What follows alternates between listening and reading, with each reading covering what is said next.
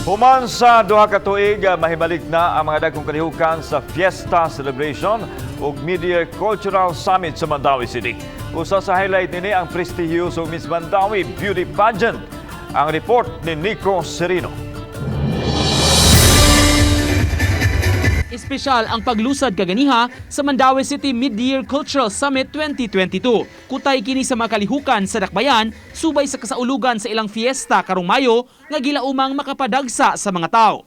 Lakip sa gihan-ay karong tuiga ang mga sporting events, talent competitions o gift-giving activities. Karon kini nahibalik human sa duha ka tuig tungod sa pandemya.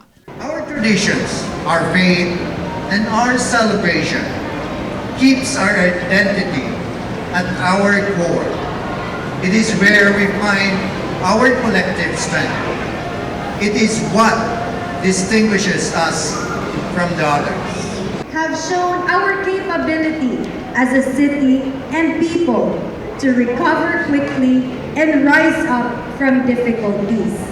For indeed, lig on ang Mandauehanon. Gipasalig hinuon sa dakbayan nga pabiling mapatuman ang mga health protocols sa mga kalihukan. If you notice, all our activities is going to be held at our Mandaue City Plaza grounds, which is considered as an open space, which is better compared sa mga enclosed nga area.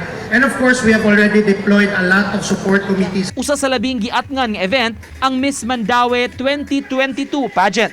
Kaganiha gihimo ang public presentation sa 12 ka mga maanyag nga mga kandidata nga magsangka sa coronation night nga himuon karong Mayo 6. Gipaatubang sab ang mga kandidata sa mga sakop sa media ug mitubag sa ilang mga pangutana. I find our candidates very competitive and very eligible to become Miss Mandaue.